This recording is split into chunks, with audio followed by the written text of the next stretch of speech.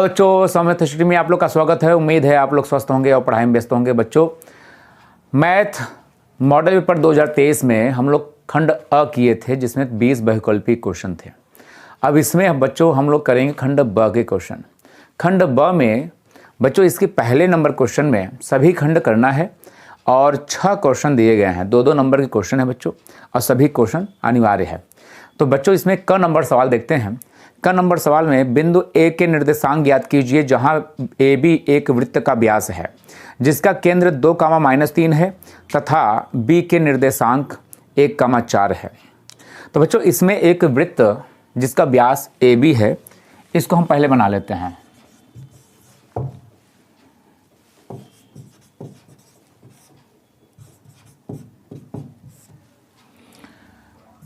तो एक वृत्त दिया है बच्चों, इसमें ए बी व्यास है ये, जो केंद्र से होकर जाएगी। इसमें बच्चों कह रहा है कि बिंदु ए का निर्देशांक ज्ञात करना है। तो बिंदु ए का निर्देशांक हम मान लेते हैं x1, y1, ठीक है। और यहाँ पर इसका जो केंद्र है बच्चों, एक केंद्र दिया हुआ है। केंद्र ये दिया हुआ है 2, -3। और इसके बाद बच्चों इसमें बी वाला निर्देशांक दिया हुआ है 1, 4।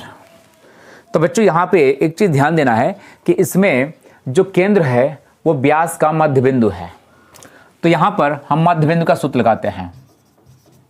मध्य बिंदु का सूत्र होता है x, y बराबर x1 + x2 बटे 2, y1 + y2 बटे 2।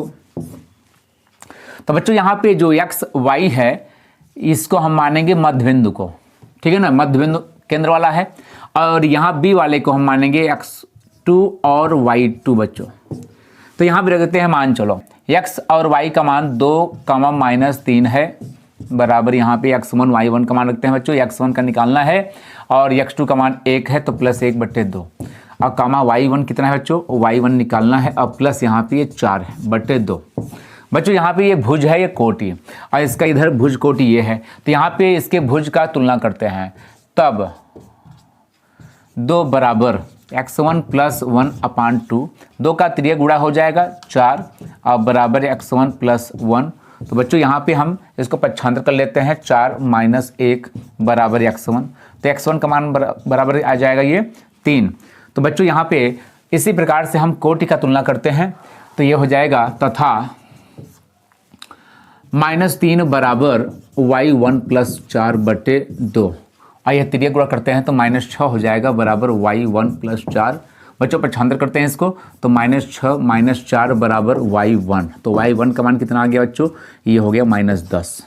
तो बच्चों इस सवाल में अतः करके हम लिखेंगे बिंदु ए का जो निर्देशांक है x1, y1 माने थे बच्चों। तो इसमें इसका निर्देशांक क्या होगा, x1 का मान 3 आया है और यहाँ पे y1 का मान -10। तो ये हमारा आंसर हो जाएगा बच्चों, ठीक है ना। तो ख नंबर सवाल है बच्चों, गुणनखंड विधि से समीकरण 3x² - 2√6x + 2 = 0 के मूल ज्ञात कीजिए। तो बच्चों इसमें एक समीकरण दिया हुआ है, ये समीकरण दिया हुआ है 3x² - 2√6x + 2 = 0।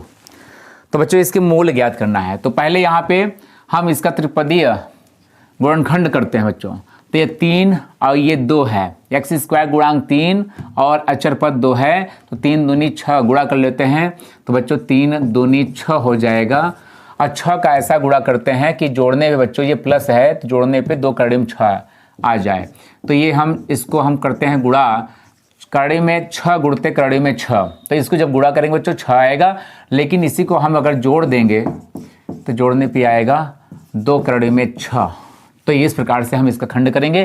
तो 3x² माइनस कोष्टक में लिखेंगे बच्चों करड़ी में 6x प्लस करड़ी में 6x और प्लस यहाँ पे 2 बराबर 0। तो बच्चों यहाँ पे 3x² ये माइनस है और कोष्टक खोलेंगे चिन्ह बदलेगा क्योंकि माइनस का गुणा होगा। तो ये √6x और ये माइनस और प्लस का गुणा तो माइनस होता है और करड़ी में 6x और प्लस 2 बराबर 0। तो बच्चों यहाँ पे हम कॉमन ले लेते हैं। इसमें देखो यहाँ पे 3 यहाँ पे 3 को हम लिख सकते हैं कड़ी में 3 इंटू कड़ी में 3, ठीक है। और यहाँ पे इसको लिख सकते हैं कड़ी में 3 गुणते कड़ी में 2, क्योंकि 3 दूनी 6 होता है बच्चों, तो इसको हम ऐसे अलग कर सकते हैं। और यहाँ बच्चों यहाँ पे कड़ी में 3 कड़ी में 6 कड़ी में 2 यहाँ पे लिख सकते हैं, और यहाँ पे कड़ी में 2 इंटू कड़ी में 2, ठीक है ना। तो इसमें से अब ध्यान देना है, हमें कॉमन लेना है। तो इसमें से हम कॉमन क्या ले लें, कड़ी में 3 यक्स के साथ, कड़ी में 3 यक्स के साथ कॉमन होगा, तो बच्चों यहाँ कड़ी में 3 यक्स बचेगा एक, और इसमें बच्चों कड़ी में 2 बचेगा, कड़ी में माइनस कड़ी में 2, क्योंकि कड़ी में 3 के साथ एक्स कॉमन हो चुका है, तो कड़ी में 2 बचेगा। माइनस यहाँ कॉमन लेते हैं बच्चों कड़ी में 2, तो कड़ी में 2 जब कॉमन हो जाएगा तो यहाँ पे कड़ी में 3 के साथ एक्स बचेगा, कड़ी में 3 एक्स, और यहाँ पे चिन्ह माइनस अगर कॉमन लेते हैं बच्चों तो यहाँ पे आगे वाला चिन्ह बदल जाता है, तो ये प्लस का माइनस हो जाएगा, और यहाँ पे कड़ी में 2 बचेगा बराबर 0।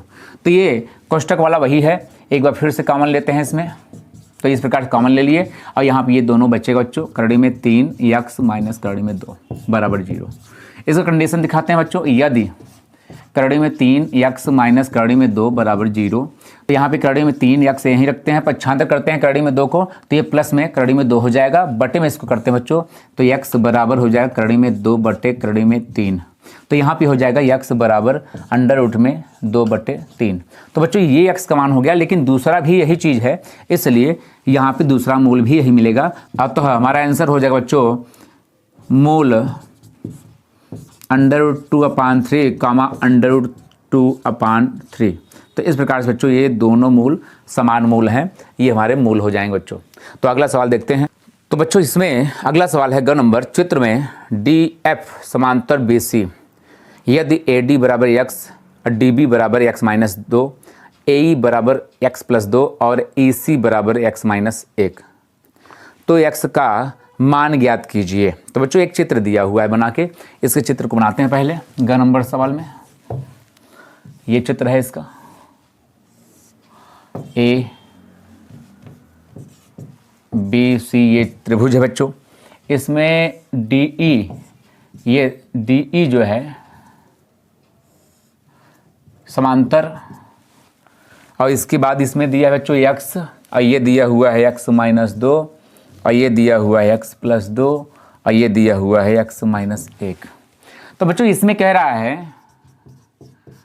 कि ये डी ई बी सी के समांतर है, डी ई बी सी के समांतर है। तो यहाँ पे बच्चों थेल्स के प्रमेय के अनुसार, थेल्स के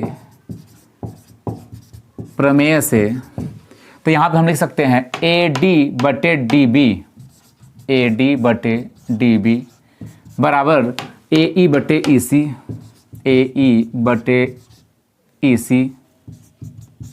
अब मान रख देते हैं बच्चों, ए डी का मान दिया है एक्स, अब बटे में डी बी का मान एक्स माइनस 2 है, बराबर यहाँ पे ए ई का मान एक्स प्लस 2 है, अब बटे में ए ई का मान, ई सी का मान बच्चों एक्स माइनस 1 है।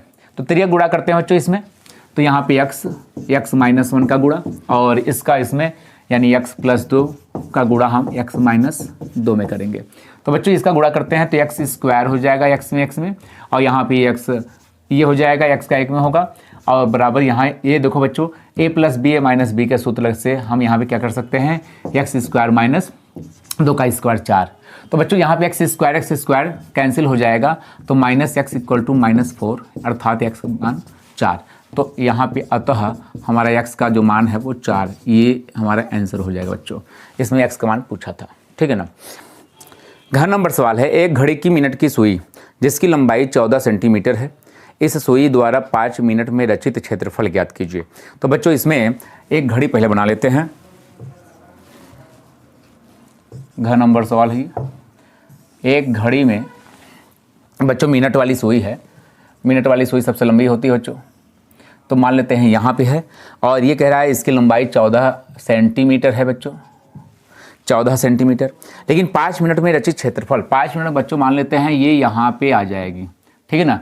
तो यहाँ पे इसके द्वारा ये जो क्षेत्रफल बनेगा, इसका क्षेत्रफल निकालना है। तो ये केंद्र हो गया बच्चों, और ये इसका त्रिज्या, तो आर बराबर 14 सेंटीमीटर हो जाएगा बच्चों, 14 सेंटीमीटर। और थीटा यहाँ पे बच्चों कितना होगा, ये निकालना होगा थीटा का कोण। तो थीटा बराबर हम निकालेंगे 1 मिनट में 30 अंश, तो 5 मिनट कितना बच्चों, तो ये हो जाएगा 150 अंश। अतः यहाँ पे हम क्या करेंगे, यहाँ पे हम ये त्रिज्यखंड, ये बच्चों ये त्रिज्यखंड का आकृति है, तो हम त्रिज्यखंड का सूत्र लगाते हैं, त्रिज्यखंड का क्षेत्रफल, ठीक है ना बच्चों, त्रिज्यखंड का क्षेत्रफल। तो बच्चों यहाँ पे ये होता है पाई आर स्क्वायर थीटा बटे 360 अंश।